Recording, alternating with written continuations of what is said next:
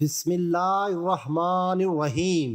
حضرت علی نے فرمایا، عورتیں آٹا گوندتے وقت ایک غلطی کبھی نہ کرے، گھر میں پیسوں کا ڈھیر لگ جائے گا۔ دوستو، آج کی ہماری یہ ویڈیو آپ سبھی کے لیے بہت ہی زیادہ خاص ہے، اور خاص کر کے عورتیں اس ویڈیو کو آگے تک ضرور دیکھیں، کیونکہ دوستو آج کی اس ویڈیو میں آپ کو ایک ایسا خاص عمل بتایا گیا ہے جس کو ہماری بہن نے آٹا گوندتے وقت کریں گی تو ان کے گھر میں کبھی بھی رزق کی کمی نہیں ہوگی۔ اللہ ایسی عورت کی ہر دعا کو قبول فرمائے گا۔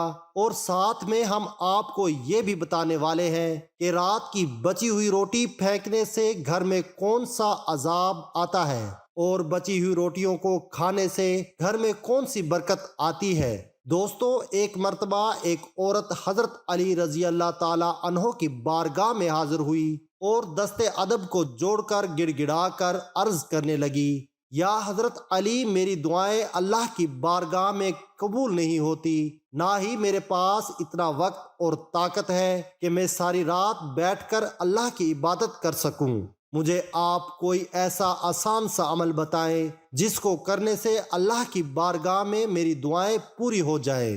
بس اتنا سننا تھا۔ حضرت علی رضی اللہ تعالی عنہ نے فرمایا، اے عورت، تم اپنے گھر میں جو بھی کام کرو تو اللہ کو یاد کر کے پوری سچائی کے ساتھ کیا کرو۔ جب بھی کسی سے گفتگو کرو تو محبت و احترام سے کیا کرو۔ تمہارا یہ عمل بھی ہے ایک عجیب عبادت ہے، اور اس کے ساتھ ساتھ تم جب بھی آٹا گوندنے بیٹھو تو ایک مرتبہ بسم اللہ شریف پڑھ کر اللہ سے یہ کہو کہ اے اللہ، تو نے اپنی اس بندی کو یاد کیا، تو نے مجھ تک رزق پہنچایا اور رزق پکانے کی طاقت تو نے مجھے عطا کی۔ اے اللہ، اپنے محبوب کے صدقے سے میری دعاؤں کو قبول فرما۔ اے عورت، یاد رکھنا، جب اللہ کا رزق انسان اپنے لیے یا اپنے گھر والوں کے لیے بناتا ہے تو اس وقت اللہ سے مانگی گئی دعا کو اللہ کبھی بھی رد نہیں کرتا۔ دوستو، اس کے بعد اس عورت نے پھر پوچھا، یا حضرت علی، زندگی میں مصیبت اور پریشانیاں آنے کی سب سے بڑی وجہ کیا ہوتی ہے؟ تو یہاں سن کر حضرت علی رضی اللہ تعالی عنہ نے پھر فرمایا، اے عورت، یاد رکھنا، اچانک سے عذاب آنے کی سب سے بڑی وجہ اللہ کے رزق کی بد دعا ہی ہے۔ یہ سن کر وہ عورت حیرت سے پوچھنے لگی، یا علی، رزق کی بد دعا وہ کیسے؟ تو یہاں سن کر حضرت علی رضی اللہ تعالی عنہ نے فرمایا، اے عورت، جب انسان بچے ہوئے کھانے کو زمین پر پھینک دیتا ہے اور اس کے بعد وہ اللہ کا رزق زمین میں پیروں تلے کچلا جاتا ہے تو اس وقت وہ رزق اللہ سے فریاد کرتا ہے، اے اللہ، تو نے مجھے انسان کے لیے پیدا تو کیا، لیکن انسان میری قدر سے بے واقف ہو کر مجھے پیروں تلے کچل رہا ہے۔ اس لیے اے عورت، یاد رکھنا، جب بھی کھانا کھاؤ تو دسترخوان پر بچی ہوئی روٹیاں بھی کھا لیا کرو، یا پھر اتنا ہی کھانا اٹھایا کرو جس کو تم آخر تک ختم کر سکو، کیونکہ میں نے اللہ کے رسول حضور صلی اللہ علیہ وآلہ وسلم سے سنا ہے کہ دسترخوان پر گری ہوئی روٹی جب انسان کھاتا ہے تو وہ روٹی انسان کے لیے شفا بن جاتی ہے، لیکن اگر چلتے وقت یہ نہ دیکھا جائے کہ زمین پر روٹی پڑی ہوئی ہے اور وہ کچلی جا رہی ہے تو پھر وہ روٹی اس کے لیے بد دعا ہی کرتی ہے۔ اس لیے اے عورت، جب بھی زمین پر گری ہوئی روٹی دیکھو تو اللہ کا نام لے کر اس روٹی کو اٹھا لو، اور پھر اس روٹی کو کسی ایسی جگہ رکھ دو جہاں پر وہ پیروں تلے نہ کچلی جائے اور دوسری اللہ کی مخلوقات اسے آرام سے کھا سکے۔ اے عورت، اس عمل سے اللہ رزق تمہارے لیے دعائیں کرے گا، اور رزق کی دعائیں اللہ تعالیٰ کبھی رد نہیں کرتا۔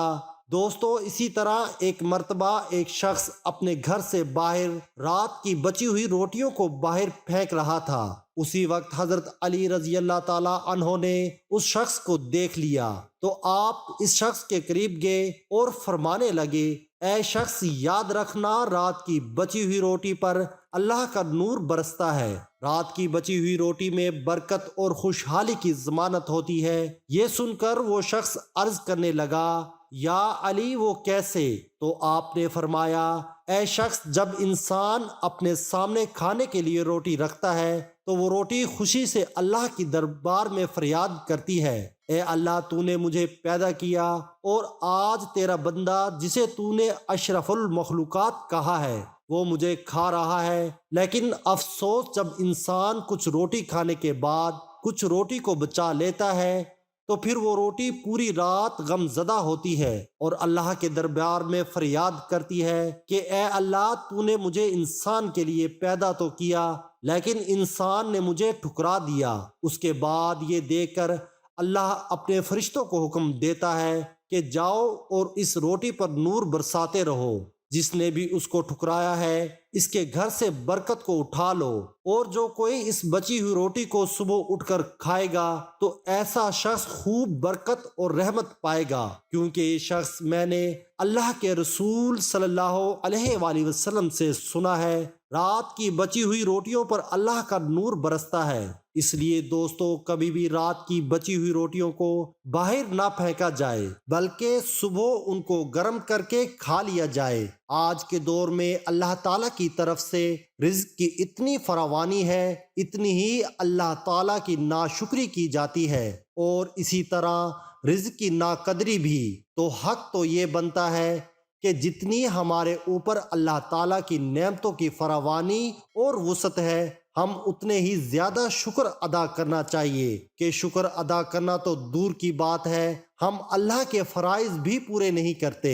اگر ہم اپنے گھروں میں نظر دوڑائیں تو جس طریقے سے ہمارے گھروں میں روٹی ضائع ہوتی ہے وہ کسی سے مخفی نہیں ہے۔ ایک وقت کی روٹی بچ جائے تو اس کو دوسروں وقت میں کھانا کسی کو گوارا نہیں، اور یہ بچی ہوئی روٹی بعض لوگ تو سنبھال کر چھان بوڑے والے کو دے دیتے ہیں، لیکن بعض لوگ اس کا خیال نہیں کرتے اور اس کو کوڑے کے ساتھ پھینک دیتے ہیں، جو کہ رزق کی سخت ویت بھی ہے۔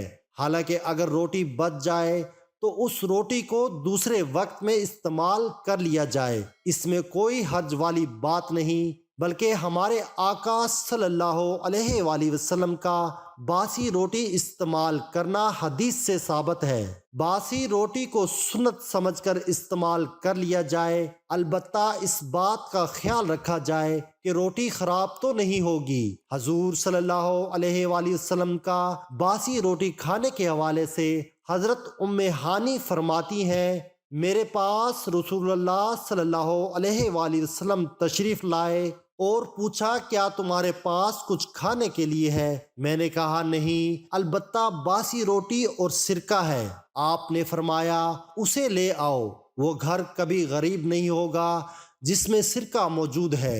حضور صلی اللہ علیہ وآلہ وسلم نے باسی روٹی سرکے کے ساتھ تناول فرمائی۔ اس بات میں کوئی شک نہیں، وہ دور غربت و افلاس کا دور تھا اور خود ہمارے آقا حضرت محمد صلی اللہ علیہ وآلہ وسلم نے مسکینی اور غربت کو اپنے لیے چنا تھا۔ حضرت سہل بن سعد رضی اللہ تعالی عنہ کی روایت ہے کہ ان سے پوچھا گیا کہ جو کی روٹی کو نبی پاک صلی اللہ علیہ وآلہ وسلم کیسے پکاتے تھے، تو فرمایا، آٹے میں پھونک مار دیا کرتے تھے تاکہ جو موٹے موٹے تنکے ہوں وہ اڑ جائیں، باقی کو گوندھ لیا کرتے تھے۔ ایک روایت میں ہے کہ نبی کریم صلی اللہ علیہ وآلہ وسلم کے زمانے میں چھلنی نہیں ہوتی تھی اور وہ اس کو پھونک لیا کرتے تھے اور پھر اس کے بعد روٹی بنا لیا کرتے تھے۔ حضرت ابو بکر صدیق اور حضرت عمر، یہ دونوں حضرات بھی جو کہ روٹی کو بنا چھانے کھایا کرتے تھے۔ آٹا چھنا ہوا نہیں ہوتا تھا۔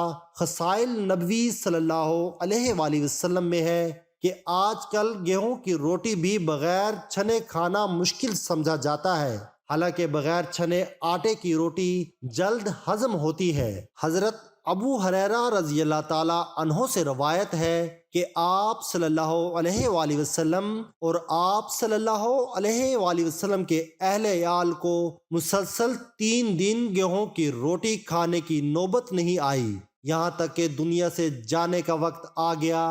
آقا صلی اللہ علیہ وآلہ وسلم کے گھر میں کبھی ایسا نہ ہوا کہ 3 دن روز کھانا ہو، فاقہ ہوتا تھا۔